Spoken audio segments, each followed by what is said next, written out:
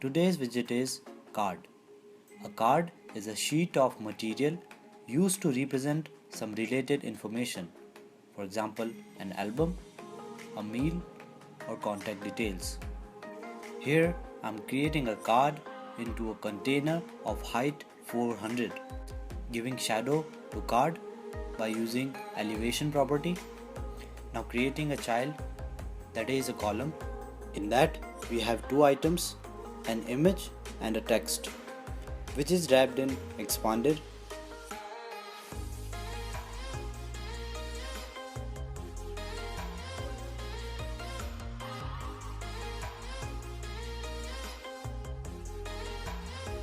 Changing style of text.